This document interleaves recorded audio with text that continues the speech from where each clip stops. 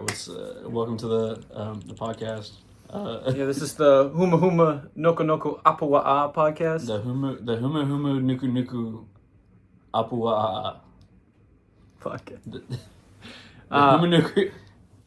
Humuhumunukunukuapuaʻa Yes. Podcast. The Humuhumunukunukuapuaʻa. There we go. You want to introduce that first? You're the guest. I'm Nick. I'm the guest. I'm trying to help Matt with his antimicrobial resistances today. My name is Matt. I'll be the podcast host with my co-host or guest. I'm not resistant. Yeah.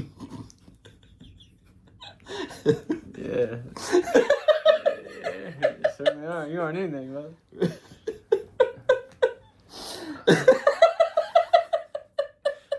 We'll edit this. I'm just gonna leave it all in.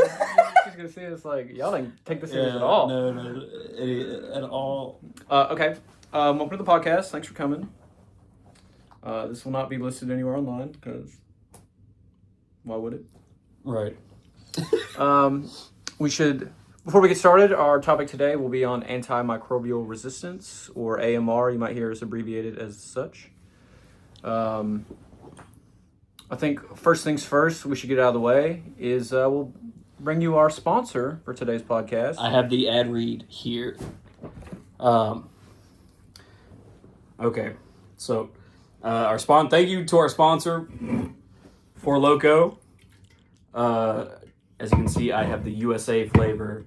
I have camo. And Matt has the camo flavor. They wanted me to say this for the ad read. For that special person in your life that's loco, you get them 4.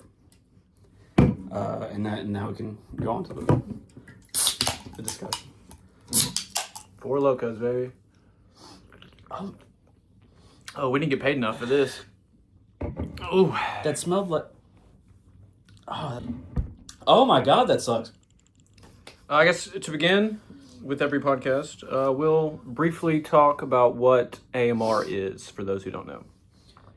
So AMR is when bacteria, viruses, fungi, or even parasites, they begin to change over time.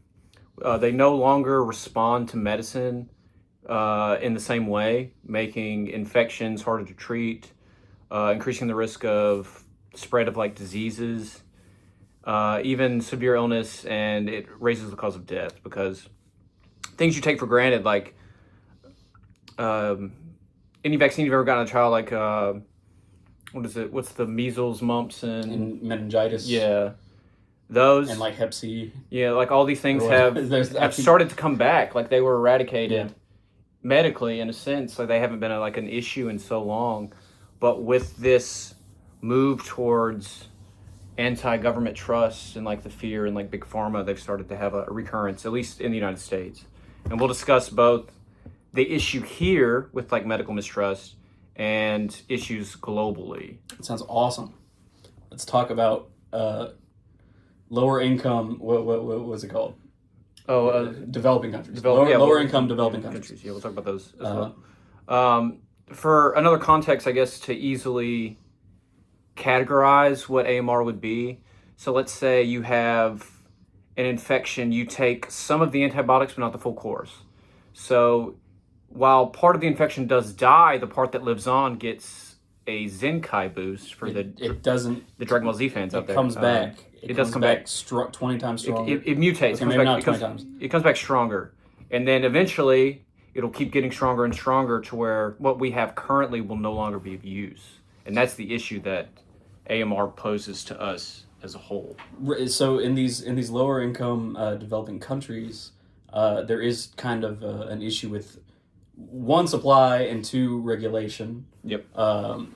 So there's certain places that the supply is askew, or they have a bunch of generics, or places that just have none at all. But the places that are more scarce, that's when, like you said, you'll get half of a full prescription plan, and you'll just take the first little bit without finishing out the treatment. And so again, you may think you're getting healthy, but you're not. You're making the disease stronger, and you're breeding antibiotic resistant diseases that are just going to get passed on To spread to family and friends or whoever's like in your circle.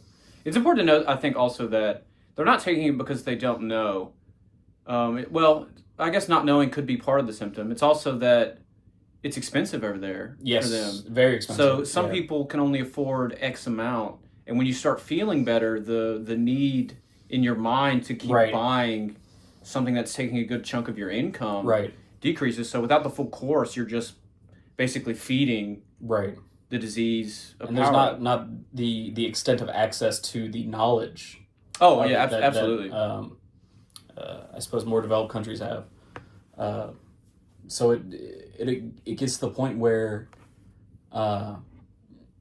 these doctors are overprescribing the antibiotic because that's all kind of they know or they have access to, and that's the only thing they can prescribe to their patients. Again, leading to this overuse of the one solution. I think the issue also is in research. Yeah. So we don't really research as much as we should for the future potential problem of antimicrobial resistance. Right. Well, nobody wants to deal with the problem until it becomes a problem. That's true.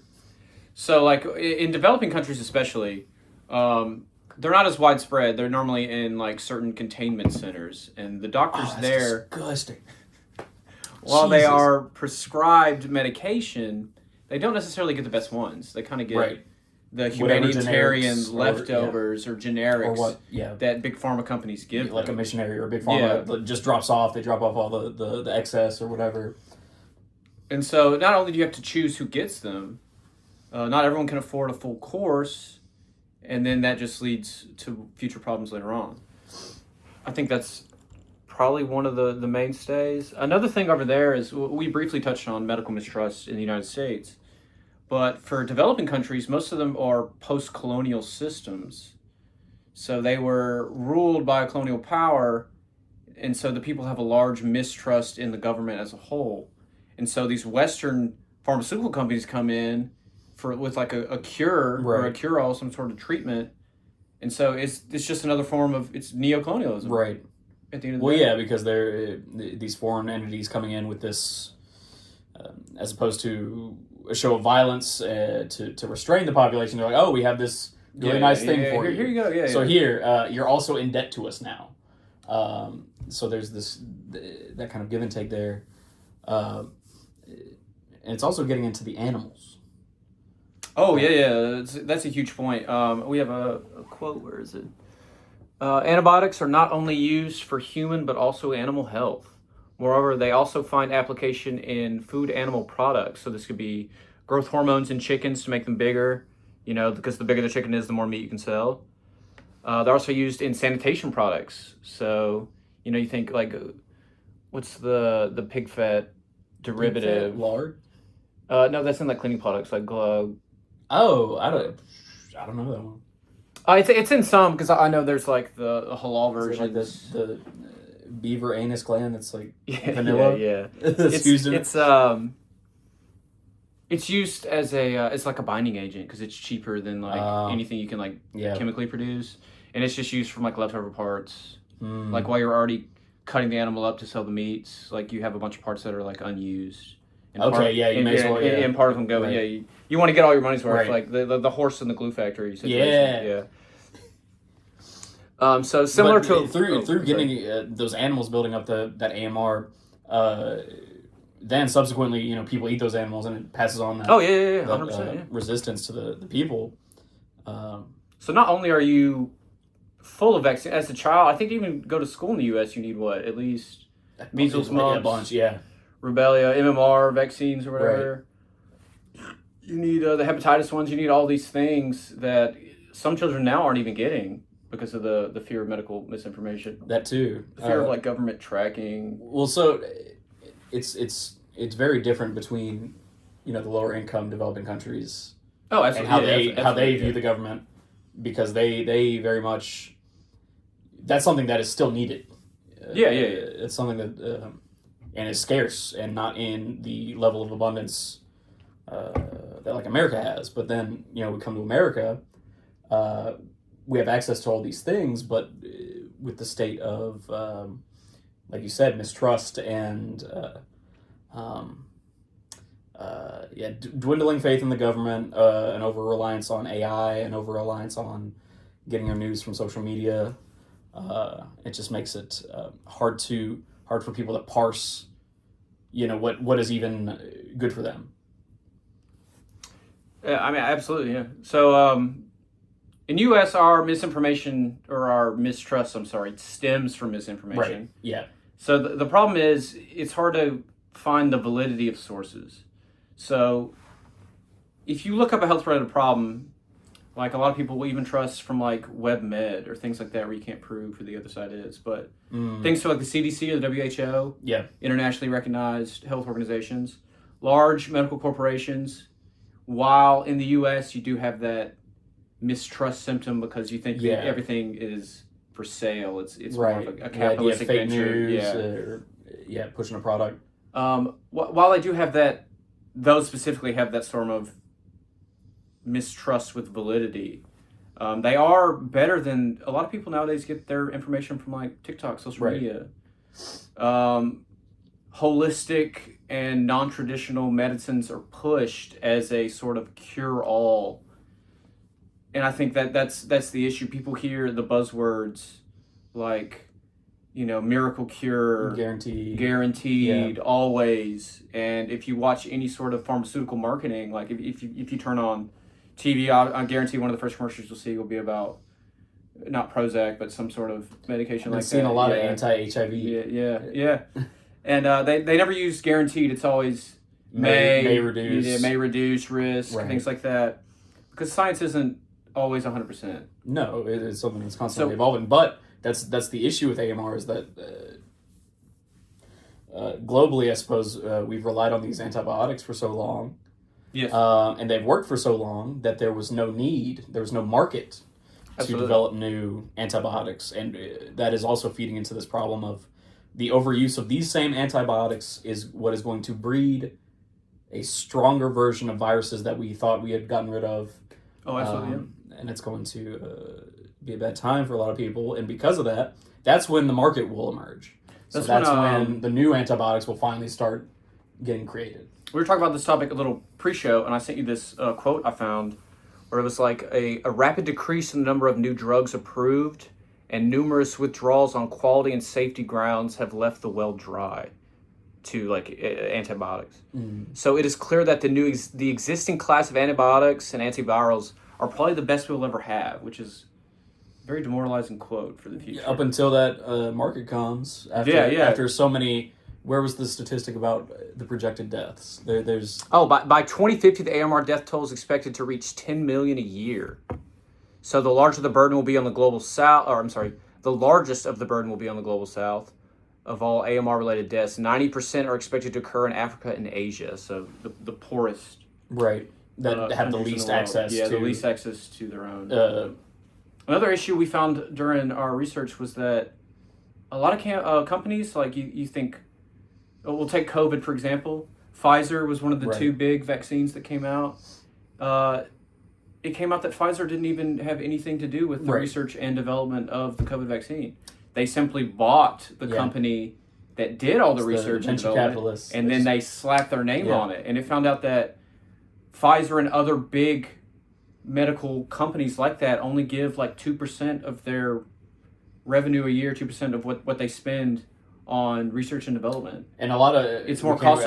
Just cut R&D completely. Yeah, it's more cost effective to just buy someone that's doing it and slap your name on it, and then upsell the Elon Musk method. Yeah, upsell it for projected we could sell it for $50 to make profit. We could do that. Why don't we sell it for $1,500? Yeah, you can go the Shkreli route and make it 200% increase. I think that's also a big reason why medical mistrust is so big, especially in the United States. Right, because any venture capitalist can buy any brand of particular medication and then jack it up however they want. The cost of healthcare has risen exponentially. Right. And the issue is, I know probably the viewers have, if you've ever been to the hospital, you've seen that, like, I don't want to call it a hack, but where you get your bill from the hospital and it's an egregious amount of money. Yeah. And then you ask for an itemized bill because you want to know Yep. what was charged. Then all of a sudden the price is reduced and you're not quite sure why. It's because they think you and your insurance are willing to pay that much. And when you ask for an itemized bill, they're like, okay, we have to find a way to expense this somehow, and it won't always be. No, it's debilitating. So they just throw a number out? Well, yeah, this sounds right. The price gouging is mostly for insurance companies because they know insurance will pay it because they're making so much from you paying monthly. Right. Because sure, maybe Ma and Pa are super sick and they do use their insurance a lot, but their sons or daughters, grandchildren, the younger ones, don't get as sick. They're healthier. Right. So they're just paying that premium every month. And that no fuels real... that you like, oh, I'm sick but not sick enough to go to the hospital, so you never end up using your insurance. Right. So that all fuels in. So it's like a pyramid scheme in a sense. No, for sure. And it's not widely available for everybody in the ways that they would like it to be available. Oh, absolutely not, the prices are crazy high. I recently had $1,200 added on to my health insurance. So smoking nicotine, Month? Oh, did you? I always lie. A month. I always lie. No, I did lie, but they pee test you. Do they? Yeah, they're serious. FedEx never did that. Yeah, exactly. Well, that's another reason. Just mistrust. Yeah. Can't even smoke a cigarette. Well, okay, yeah, I get it. But I mean, it's bad. It is very bad. No, I think mistrust, reached its head during COVID. Because, I mean, you always had the conspiracy theorists who did mistrust the government. I think that's what turned a lot of people, but I think it's only snowballing since. No, I would agree with that, yeah. It was the fear that the government would put trackers in your vaccine to follow you around. They were afraid about more than just... that was one of the mainstays, though. Yeah. Even though you carry your phone with you everywhere, which does track your geological... But there's a difference between the phone in my pocket and the blood in my body. Yeah, I mean, yeah, you're right. I think we should, while we're here, we should briefly touch on... so we've talked about medical mistrust, a way to circumnavigate this, to find information that is reliable instead of relying on social media would be something called the CRISP framework. So the C in CRISP stands for credibility of source. What you don't want... Wikipedia's gotten better, but no Wikipedia, no anecdotal evidence, no social media influencers, or anyone shilling for a company who's they're selling something and that's their primary form of income. You don't want any of those are bad. What you want to look for is legitimate sources. So that would be, in America, that'd be CDC, globally, WHO, World Health Organization is a good one. Major medical institutions, maybe not big pharma companies, but medical research institutions. If I saw something from Johns Hopkins University, I would be more likely to believe. Right, no, for sure. Yeah, any kind of university. Yeah, very prestigious. You would hope. You would hope that they're doing good research. And if you fail with those things, while it can be hit or miss, I do think your personal health provider, like your practitioner, general practitioner, will be a good thing for most things because as a doctor who studied for years and been in medicine for X years, they will have a good perspective at least on something. Based on, especially if you've been with them for a while, they kind of know what you're all about. So that's the C. And then for CRISP, R is research and evidence. So you need a place that does some sort of hierarchy of research. So you need reviews, you need clinical trials or some sort of randomized conducted trial. Medical magazines are really good for you need peer-reviewed studies or cohort studies. You need an expert opinion of some sort, obviously, to add some validity. And single stories that aren't anecdotal evidence, hey, that we did this, and this with this group of people type thing. I swallowed this crystal and I regrew my pinky. Exactly, yeah. That's good. So swallow that crystal and, regrow your prostate. And again, the I of CRISP, which is intent and bias. Why is this information being shared? So the most important thing in the medical field is to inform, I would say. So informing is more important than selling or promoting. Because if they're trying to sell something, obviously reviews will be a little skewed because you want better reviews. Healing would probably be number one, right? I mean, but yeah, I guess. Anyway, you need the information on how yes, it healed. yes, I suppose. you do need Yeah. that. There's a necessity to know how to heal. Things you don't want to look for are things that are like to gain fame, influence, or money. Mm-hmm. And while for example, OxyContin. Yeah. A couple years back, I forget what was the name of the company. Oh, the documentary came out, or there's like a show that came out, but it's a whole family. It's one of those like Rockefeller type. They were going around to like local pharmacies and like damn near pressuring them into. Yeah, they're saying, hey, man, they were saying, hey, if you don't sell this drug, I will report you, or I will go to your clients and tell them you refuse to give this pill that's so good at X, Y, and Z. Right. And basically trying to like run them out of business if you didn't go with them. The S of Chris, so we done CRI. S is scope and applicability. So that is, does this apply to you specifically? So like if they do research on a vaccine that's good for children, obviously for us, that's useless.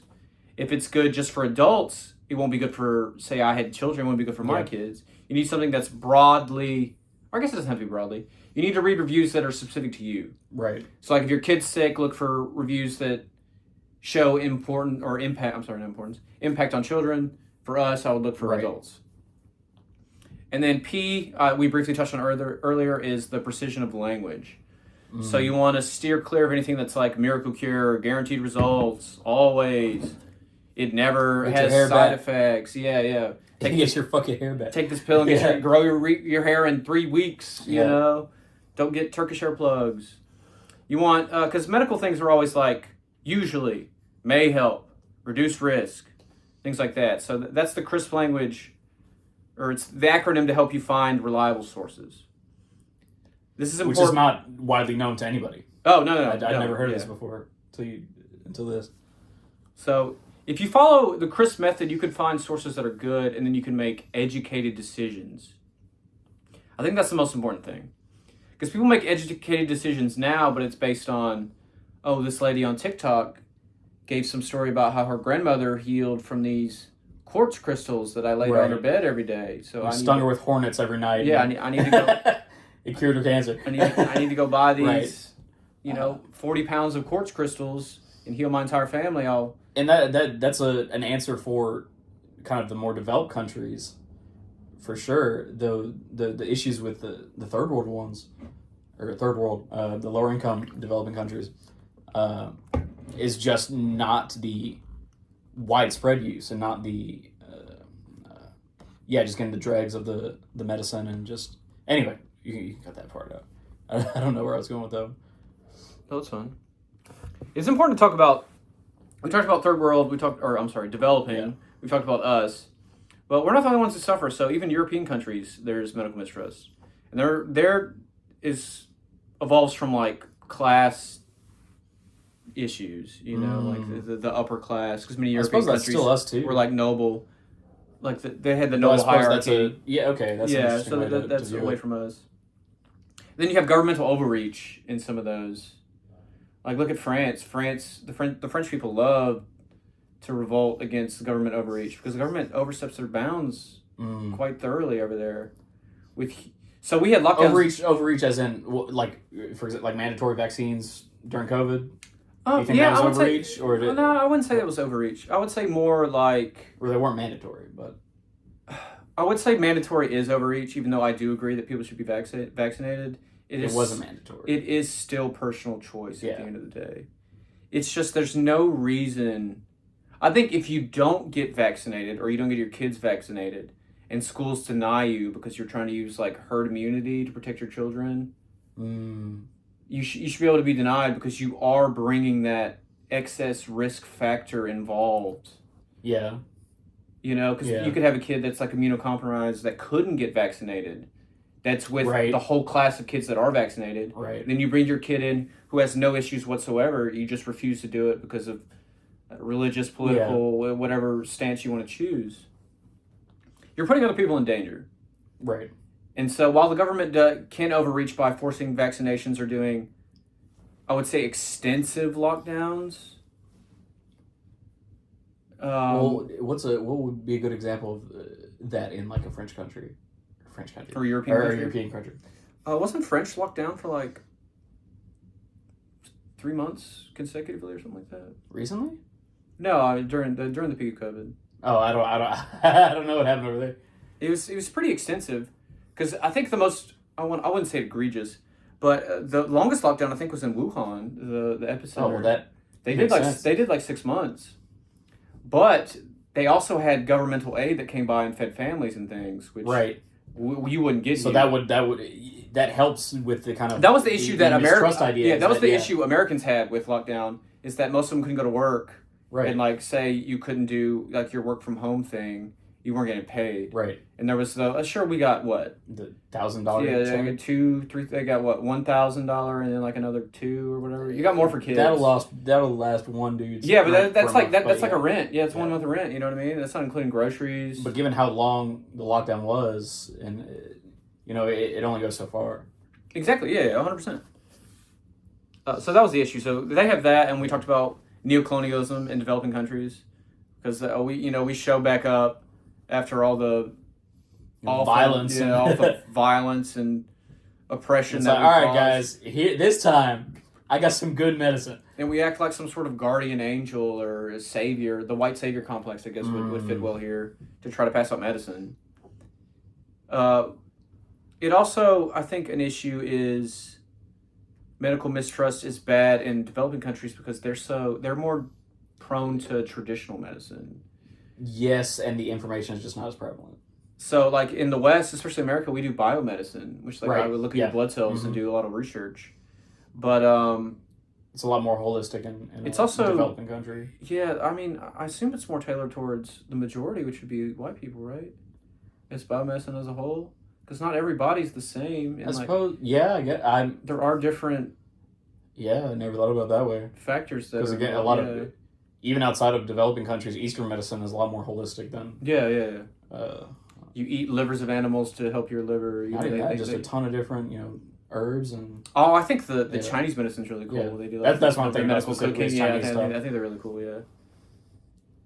So it's the conflict between like traditional and Western biomedicine, and so they're used to traditional because their parents, the family unit is like been so adapted to it, and then you just have this fucking. What's the one? Put garlic in your socks or whatever. Yeah. Cure your cold, stuff like that.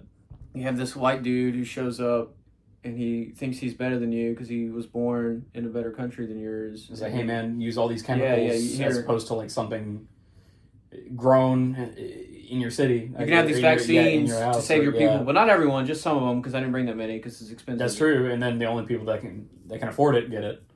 I think another thing is like a lot of newly developed countries or countries surrounding them in like portions of China, India, and like Africa are still like war zones or like conflict zones. That too. Yeah, so, that makes it way harder to get in. Yeah, how do you drop medicine into a place that's actively getting destroyed? Because sure, talk about fucking Palestine coming in and just getting your shit rocked just because you want to get some medicine. So there's a lot you could do. I don't know what we could do as a people, because based on the numbers that we've talked about, all the projected deaths coming up, and how there's no research and development. This is kind of the. What was the money? What was the money total? Oh, the money total. Yeah, that affects the GDP. Okay, here it is. In addition to the loss of human lives. Well, actually, hold on.